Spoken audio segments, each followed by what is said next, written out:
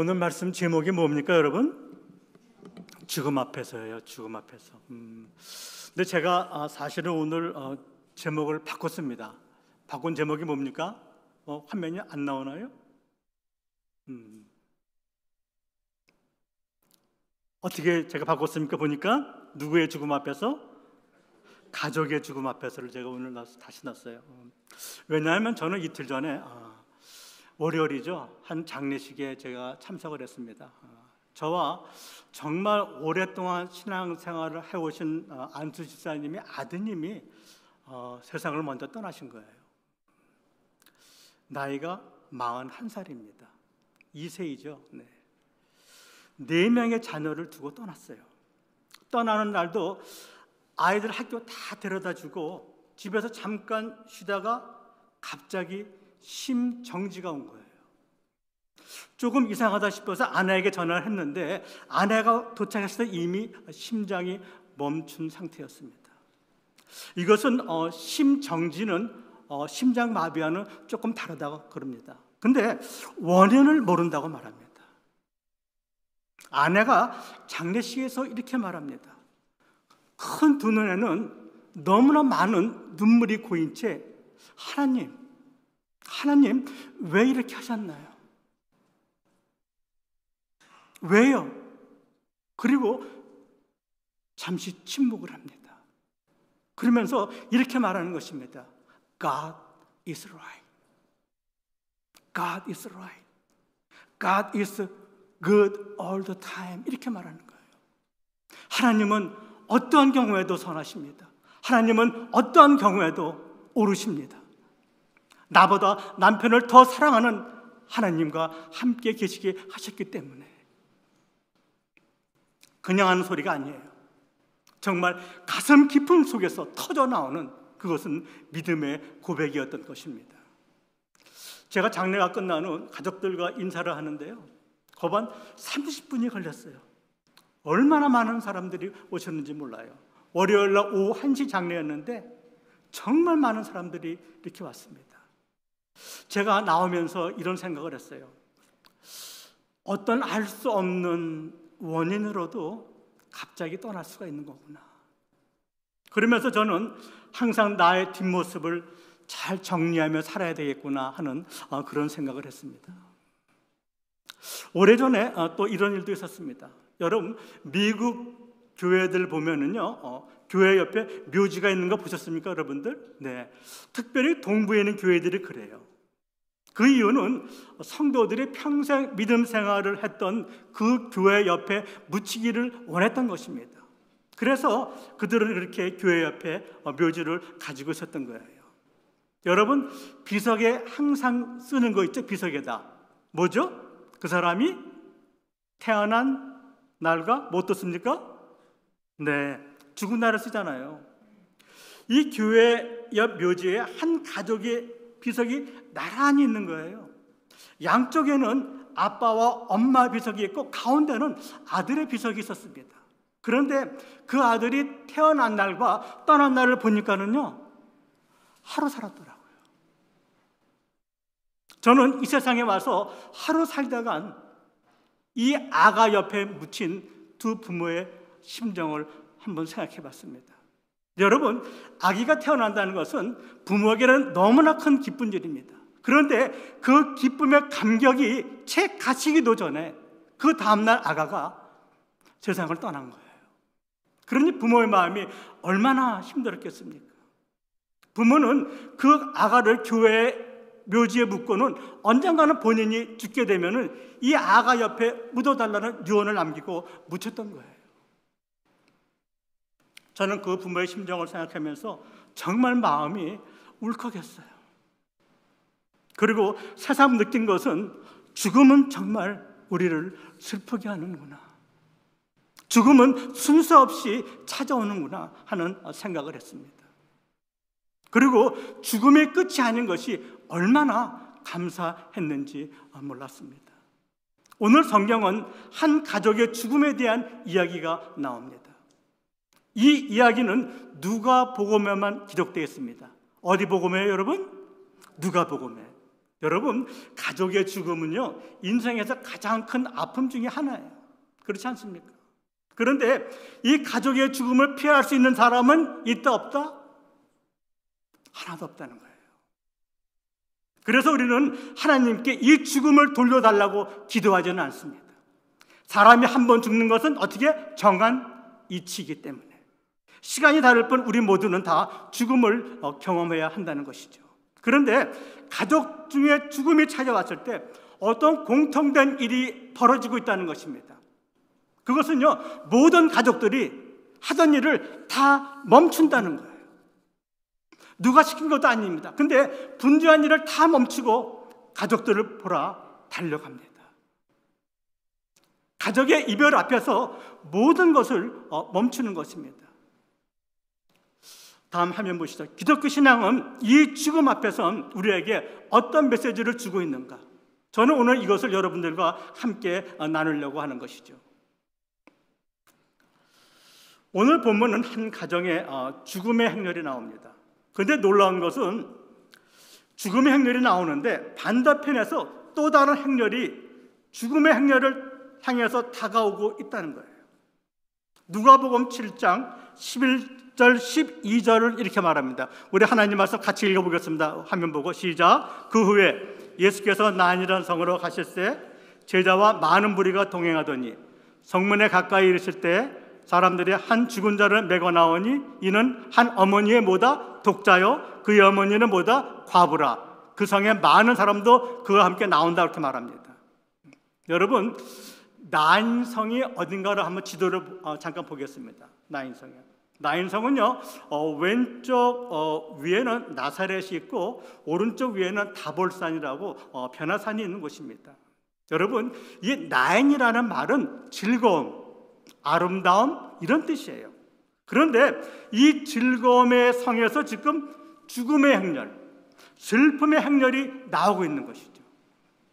장례는 성 밖에서 치루어져 있기 때문에 성 안에서 지금 성 밖으로 죽음의 행렬이 나오고 있는 것입니다. 그런데 그때 성 밖에서 성 안으로 들어오는 또 하나의 행렬이 등장하죠. 예수님의 제자들과 함께 따르는 무리들과 함께 어떻게 성 안으로 들어오는 것입니다. 그러니까는 장례의 행렬과 예수의 행렬, 이 죽음의 행렬과 생명의 행렬이 어떻게 서로 교차하고 있는 것입니다. 여러분, 이것은 무엇을 보여주는 그림 같아요? 죽음의 행렬은 이제는 생명의 행렬을 만나서 나인이라는 그 뜻대로 즐거움의 성으로 회복된다는 것을 보여주는 것입니다. 그래서 그 죽음의 행렬은 다시 어떻게 해요? 성 안으로 들어가는 것이죠. 우리가 성경을 보니까 나인성 과부는 아들이 몇 명 있다 그래요? 지금요? 하나, 독자예요. 그죠? 남편도 없이 단지 아들과 살고 있다고 이렇게 말합니다. 이것을 보면 우리는 얼마나 외로운 가정인지 알 수 있죠. 그죠? 네, 그래요. 두 식구 사는데 엄마가 먼저 가는 것도 아니고 아들이 지금 먼저 떠나는 장면이잖아요. 우리는 이 가정의 슬픔을 짐작할 수 있어요. 홀어머니가 아들 하나 키우고 사는 거예요, 지금.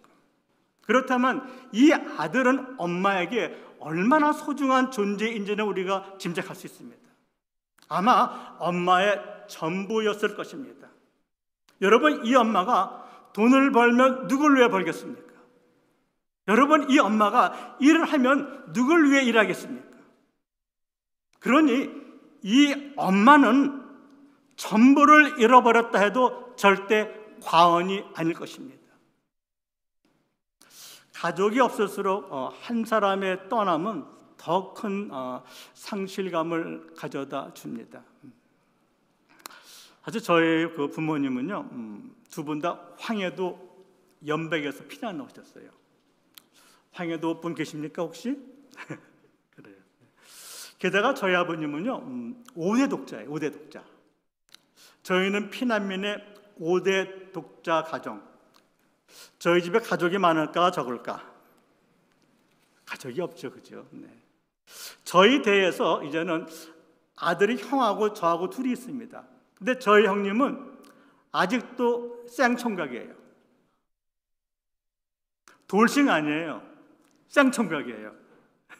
저한테는 딸 둘과 아들이 하나 있습니다.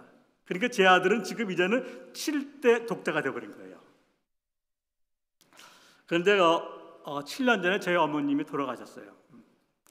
그때 저희 아버지의 상실감은 표현하기 힘들 정도로 너무나 크셨습니다.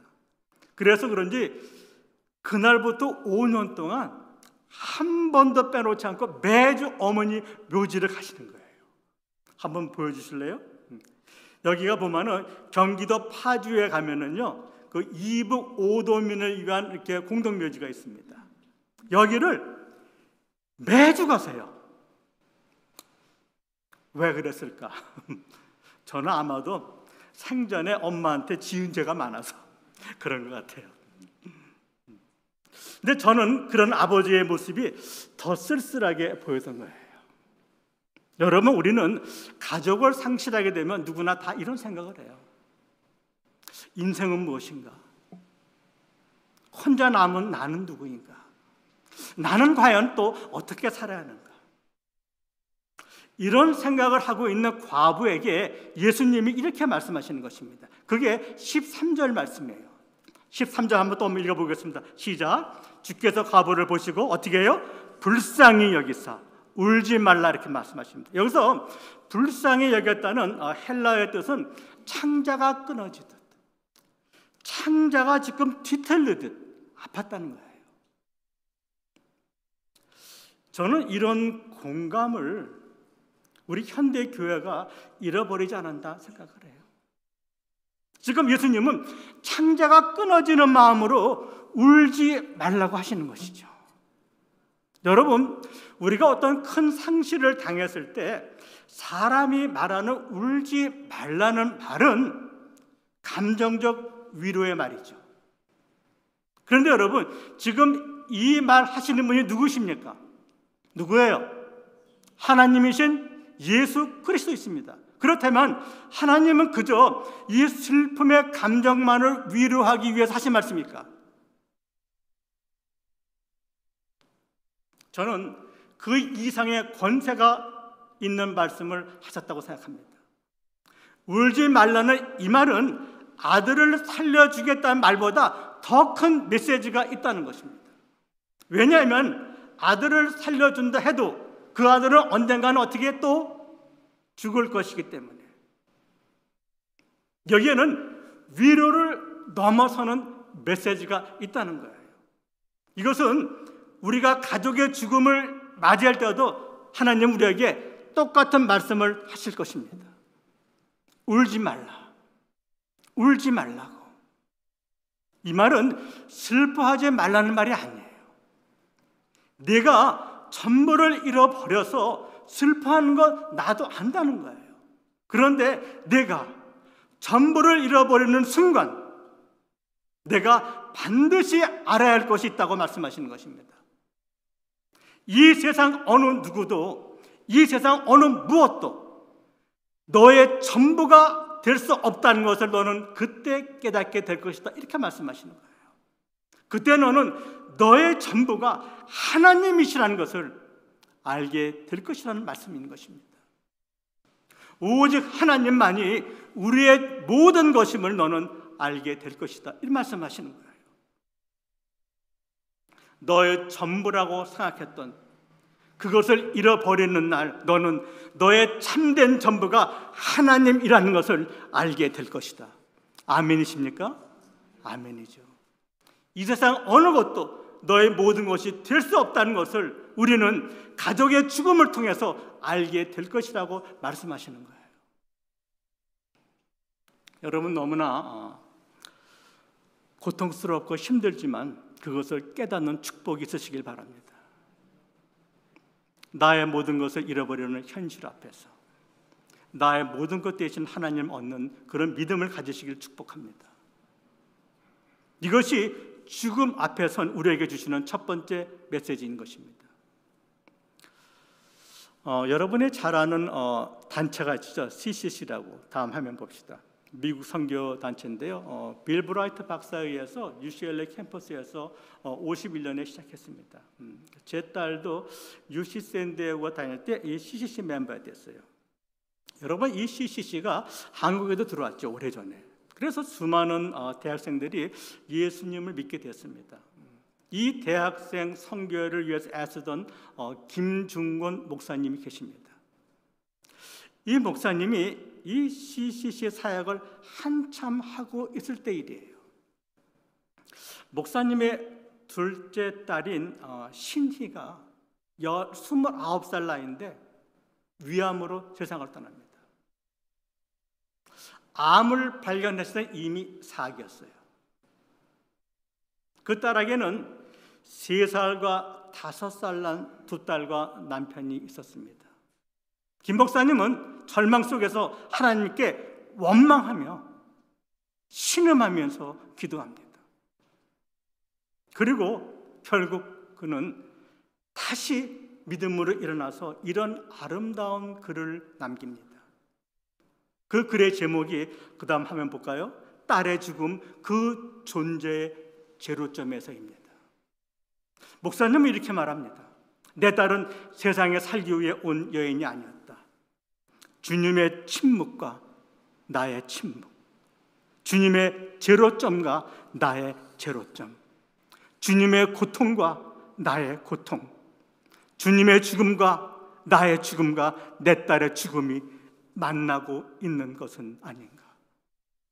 시간은 흐른다. 그러나 나의 말, 행동, 생각, 존재조차 다 멈춰버린 정지된 시간이었다.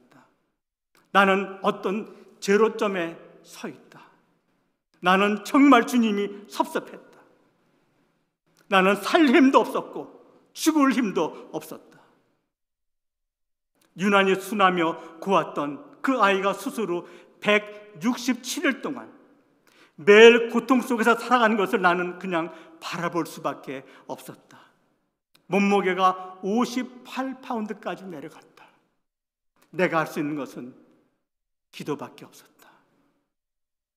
딸이 토할 때마다 나는 내 죄를 창자까지 토했고, 자나깨나 앉으나 서나 딸의 이름을 부르며 마치 숨을 쉬듯 끊임없이 나는 기도를 했다. 그런데 내 생에 이 애절한 기도는 무참하게 거절되고 말았다. 하지만 이 기도를 거듭하던 어느 날, 아브라함이 아들 이삭을 드리는 그 광경을 내가 다시 깨달으며 모든 지각에 뛰어나신 하나님의 평강이 기적처럼 내 마음에 찾아오기 시작했다. 아비된 자로서 12번이라도 딸을 위해 고통과 죽음을 대신하고 싶었지만 한 가지 깨달은 것은 나는 대신할 수 없었다는 것이다. 내 딸을 대신할 수 있는 분은 오직 한 분, 그분은 예수 그리스도 한 분이었다. 나는 나의 전부였던 딸을 보내며 그것을 깨닫게 되었다. 딸이 나의 전부가 아니라 우리는 가족의 죽음 앞에서 무엇을 얻을 수 있습니까? 나의 전부라고 생각했던 것을 잃었을 때 진짜 나의 전부 되신 하나님을 믿음으로 얻는 은혜가 있으시길 축복합니다. 만약 여러분 가운데 가족을 먼저 보내고 슬픔 가운데 계신 분이 있다면 이 예배에 멈춰서서 우리의 참된 전부이신 주님을 온몸으로 붙잡는 이 예배가 되기를 축복합니다. 두 번째로 14절을 보겠습니다. 누가복음 7장 14절, 우리 또 같이 한번 읽어보겠습니다. 시작. 가까이 가서 그 관에 손을 대시니 맨 자들이 서는지라. 예수께서 이르시되 청년아 내가 네게 말하노니 어떻게 해요? 일어나라. 예수님은 지금 이 여인에게 울지 마라 하시고 장례 행렬을 멈추시는 거예요. 그리고 관에 뭐를 냈다가 말합니까? 손을 댔다 그래요. 예수님이 그들에게 하시고 싶은 얘기가 있다는 거예요 지금. 그렇죠 여러분. 여기에서 우리는 두 번째 중요한 메시지를 발견하는 것입니다. 죽음 앞에선 우리에게 주시는 메시지인 것이죠. 그런데 그 메시지가 예수 그리스도의 이상한 행동으로 우리에게 보여주는 것입니다. 예수님이 죽은 사람의 관에 손을 대시는 것이죠. 그런데 여러분, 이 손은 누구의 손입니까? 하나님의 손이십니다. 그렇죠. 우리를 위해 못 박히실 예수 그리스도의 손이죠. 관에 손을 대시고 하나님만이 하실 수 있는 말씀하시는 것이죠. 뭐라고 말합니까? 어떻게 해요? 일어나라. 여러분, 이것은 아무나 할 수 있는 말이 아니잖아요. 이것은 죽음보다 더 큰 권세를 가진 분만이 할 수 있는 말입니다. 믿으십니까, 여러분? 그럼요. 죽음보다 더 큰 이시가 지금 말씀하시는 거예요. 예수님은 죽음의 끝이 아니라고 말할 수 있는 유일한 하나님인 것을 믿으시기 바랍니다. 이 메시지가 주는 것은 과연 무엇인가? 여러분, 우리가 죽음을 맞이할 때 슬퍼하는 이유는 이것입니다. 이 죽음이 우리를 갈라놓기 때문에 그래요. 그렇죠? 우리가 죽음에서 돌아올 수 없는 것을 알기 때문에 그렇죠. 그래서 우리는 끝이라고 생각하는 사람들이 많습니다. 여러분, 유교 사상에 빠져있는 한국 사람들은요, 그래서 죽으면 자꾸 끝이라고 생각을 해요. 그래서 어떻게 했냐면 사람을 병원에서 끝까지 살리려고 합니다. 아세요? 그래서 암을 치료할 때도 한국에서 가장 많이 쓰는 약이 뭔지 아세요? 키모예요, 키모. 왜요? 끝까지 살려야 되기 때문에. 그런데 기독교 배경의 날은 달라요. 부활을 믿기 때문에 그들은요, 질 좋은 죽음, 어떻게 well dying을 선호하죠. 그래서 그들이 많이 사용하는 약이 뭐예요? 진통제인 것이죠. 무엇을 믿느냐가 죽고 사는 방법을 이렇게 결정하기도 한다는 것입니다. 여러분, 우리가 죽음을 슬퍼하는 이유는요, 죽음이 내 가족을 가져가기 때문에 그래요. 이것을 제가 이렇게 한번 표현을 해보겠습니다. 죽음이 마치 주인 행세를 하고 있다고. 우리는 이 죽음 앞에서 다 항복한다는 것입니다. 죽음은 사실 모든 것을 삼켜버릴 수 있는 강력한 권세가 있죠. 그런데 예수 그리스도께서 지금 죽음에 관해 어떻게 하셨습니까? 손을 어떻게 했어요?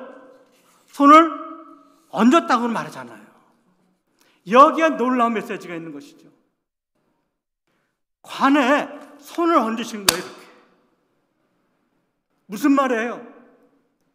이 사람은 죽어도 누구 거라는 거예요? 내 것이다. 살아있을 때만 하나님 것이 아니라 믿는 자는 죽어도 누구 것이다? 하나님 것이다. 여러분, 우리가 죽는 날 주님은 우리에게 똑같은 말씀을 하실 것입니다. 저와 여러분의 관에 손을 얹고 말씀하실 거예요. 이 사람은 누구 것이다? 내 것이다. 여러분, 우리는 죽어도 주님 것입니다. 아멘입니까? 죽음이 여러분의 주인 아니에요. 죽어도 누구 것이다? 주님 것이다. 그래서 사도 바울은요, 이렇게 기가 막힌 말을 하는 거잖아요. 로마서 봅시다. 14장 같이 크게 읽어봅시다. 시작. 우리가 살아도 주를 위해 살고 죽어도 주를 위해 죽나니 그러므로 사나 죽으나 우리가 누구의 것이다?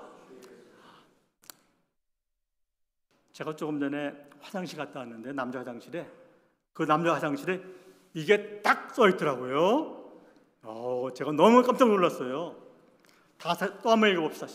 8장 시작. 우리가 살아도 주를 위해 살고 죽어도 주를 위해 죽나니 그러므로 사나 죽으나 우리가 누구의 것이다? 주의 것이다. 우리가 살아도 주를 위해 살고 죽어도 주를 위해 죽나니 사나 죽으나 우리가 누구의 것이다? 아멘입니까? 크게 한번 해야 돼요. 아멘입니까? 아멘이에요, 여러분. 여러분, 이 말씀이 여러분 심장에 오늘 새겨지길 바라는 거예요. 꼭 새기고 가세요. 사망의 왕노릇 하지 않았는데 죽음의 모든 것을 뺏어가는 줄 알았는데 죽어도 우리는 누구 것이다? 주님 것이다. 그래서 주님 것이 우리를 어디로 데려간다는 거예요? 어디로요? 주님 계신 우리를 천국으로 데려가시는 거잖아요. 우리는 오늘 이 말씀을 붙들고 우리 모두가 죽을 때 영광스러운 죽음을 맞으시길 축복합니다. 아멘? 그럼요. 또한 모든 가족들의 죽음 앞에서도 이 믿음을 갖길 바라요. 부모님의 임종 앞에서도, 때로는 자식의 죽음 앞에서도 죽어도 주님 것이라는 이 확신을 꼭 심어드리고 보내시길 바랍니다. 마지막으로 누가복음 7장 15절 16절 보겠습니다.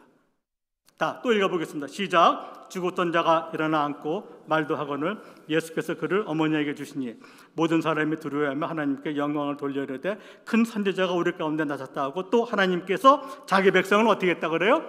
돌보셨다. 지금 장례식에서 죽은 아들이 살아나자 모든 사람이 두려워하면서 하나님께 영광을 돌렸다는 거잖아요. 그렇죠? 그리고 우리 가운데 선지자가 일어났다고 말합니다. 그러면서 하나님께서 자기 백성을 어떻게 해요? 돌봤다고 말하는 거잖아요. 자, 그렇다면 여러분, 여기서 왜 이들이 하나님께 영광을 돌렸다 그랬어요? 왜요? 왜 저들이 하나님께 영광을 돌렸을까? 왜? 생명의 주인이 누구라는 것을 알았어요? 하나님이라는 것을 알았던 것이죠. 성경에는 죽은 사람을 살려주는 예수님의 기적이 3번 나오죠. 그죠? 여러분들 잘 알다시피. 그죠? 회당장 야이로의 딸, 오늘 나인성과 아버, 또 하나는 나사로입니다. 그렇죠, 여러분? 이 기적의 의미는 예수님이 죽음보다 크다는 것만 보여주는 게 아니에요, 사실은. 지금 죽음 앞에서 무엇이 있음을 보라는 거예요, 지금요. 무엇이? 부활이 있음을 보라는 거예요. 예수님은 소생이 아니고 부활의 첫 열매가 되신 거 믿으십니까? 여러분, 첫 열매라는 것은 다음 열매가 있다는 거예요, 없다는 거예요? 있다는 것이죠. 그렇잖아요. 그러므로 죽음 앞에서 아들을 살리신 이 사건은 우리에게 또 다른 중요한 메시지를 주고 있다는 것입니다. 너희도 가족의 죽음을 맞이할 때 그 장례식에서 죽음만 보지 말라는 거잖아요. 부활이 있음을 믿고 하나님께 뭘 돌려라? 영광을 돌려라. 이렇게 말씀하시는 거예요. 그래서 사도 바울은 고린도전서 15장에서 이렇게 놀라운 말을 합니다. 여기도 또 한번 읽어보겠습니다. 시작. 다 if 이렇게 여러 번 시작되고 있는데 제가 3절만 가져왔어요. 3절 같이 읽어봅시다. 시작. 만일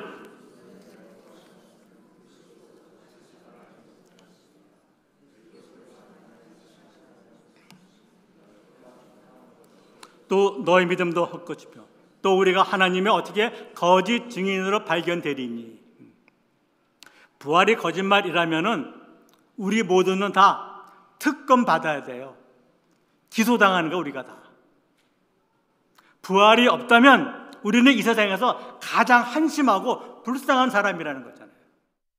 여기 올 필요 없잖아요, 여러분. 예? 그런데 사도 바울은 이 무시무시한 사망 권세가 예수 그리스도의 부활로 정복당하는 것을 확신했던 거예요. 그래서 그는 고린도전서 15장 55절에서 이런 선포를 하는 것입니다. 또 봅시다. 크게 읽어봅시다. 시작. 사망아 너의 승리가 어디 있냐? 사망아 내가 쏘는 것이 어디 있느냐? 네. 또 예수님은 나사로의 죽음 앞에서 어떤 말을 합니까? 요한복음은 또 이렇게 말합니다. 또 같이 읽어보겠습니다. 시작. 예수께서 이르시되 나는 부활이요 생명이니 나를 믿는 자는 죽어도 살겠고 무릇 살아서 나를 믿는 자는 어떻게 영원히 죽지 이것을 믿느냐. 지금 저와 여러분에게도 똑같이 말씀하시는 거예요. 부활을 믿느냐고. 믿습니까? 정말이에요? 나한테도 부활이 일어날 것을 믿으세요? 좀 자신이 없는 것 같아. 자, 다시 묻겠습니다. 나한테도 부활이 일어날 것을 믿으십니까? 네. 그럼요, 여러분. 그럼요. 그런데 여러분, 이 부활은 죽음에 대한 해답만은 아니에요. 아세요? 이 부활은 하나님이 얼마나 신실하신 분인지를 또 보여주는 거예요. 너는 이 부활을 통해서 내가 너를 영원히 사랑한다는 것을 알게 될 것이다 하는 것이 부활 사건인 거예요. 아세요? 내가 너를 언제까지? 영원히. 영원히. 너희는 영원히 나와 함께 있다는 것을, 이 하나님의 영원한 사랑을 보여주는 것이 바로 뭐다? 부활 사건이죠. 부활한 하나님의 사랑이 죽음보다 더 크다는 것을 말하는 거예요. 그러므로 이제부터는 가족의 죽음 앞에서도, 나의 죽음 앞에서도 하나님께 영광의 찬송을 드리는 우리 모두에게 축복합니다. 오케이? 네. 제가 한 사람을 소개하고 말씀을 마칠 거예요. 이 사람 여러분 잘 아는 사람이에요. 호라티오 스패포드라는 사람이죠. 화면 봅시다. 네. 시카고에서 아주 성공한 사업가죠. 변호사이고요. 당시 세계적인 전도자인 그 D.L. 무디 있죠. D.L. 무디의 절친이에요. 아주 친한 친구입니다. 그래서 이분이 교회에서는 재정 집사로 일하고 주일학교 교사로도 이렇게 섬겼던 사람입니다. 그런데 이분이 시카고 대화재가 있었잖아요. 그때 한순간에 전 재산을 다 날립니다. 시카고 호수에 엄청난 저택도 다 지었는데 모두 다 타버립니다. 그런데 이 화재 직전에 급성 전염병으로 네 살 난 첫째 아들이 죽어요. 이 스패포드는 정말 감당할 수 없는 이 아픔 때문에 몸과 마음이 다 약해집니다. 그래서 의사가 이제는 스패포드하고 이 가족들한테 말합니다. 좀 쉬시라고. 그래서 그는 가족과 함께 여행을 가기로 계획을 합니다. 때마침 영국에서 절친인 이 무디 목사님의 집회가 있어서 그는 그래, 내가 말씀의 위로도 받을 겸 영국으로 여행지를 정하자. 그래서 영국으로 여행을 가기로 결정을 합니다. 영국으로 떠나는 날 갑자기 스패포드에게 긴급하게 처리할 통보가 온 것이죠. 그래서 그는 아내와 어린 네 딸을 먼저 보냅니다. 그리고 곧 뒤따라 가겠다고 약속합니다. 뉴욕항을 떠난 여객선은 정확히 일주일 후 새벽 2시 대서양 한복판에서 영국의 철갑선과 충돌합니다. 배는 순식간에 아수라장이 되고 비명소리로 가득 찹니다. 배는 12분 만에 226명이 바닷속에 가라앉습니다.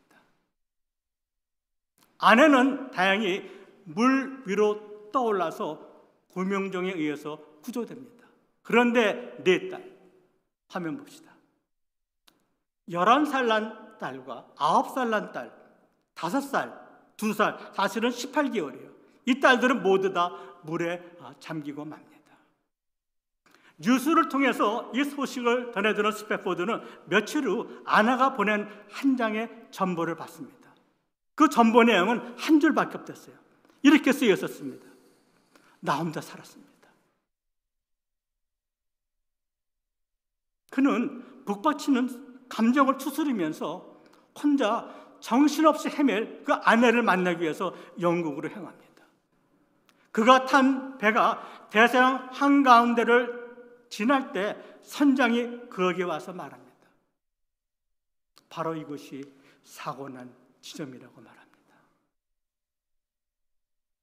그때 그의 마음은 엄청난 파도가 일어나기 시작합니다. 바닷속을 바라보면서 어린 딸들이 얼마나 무섭고 추웠을까. 그는 하나님께 대한 원망과 북받치는 울음을 참을 수가 없어서 그는 막 소리칩니다. 주님, 저는 주님의 일을 최우선으로 하지 않았습니까? 주님 사랑하는 거 아시잖아요. 그런데 왜 나에게 이런 고통을 주십니까?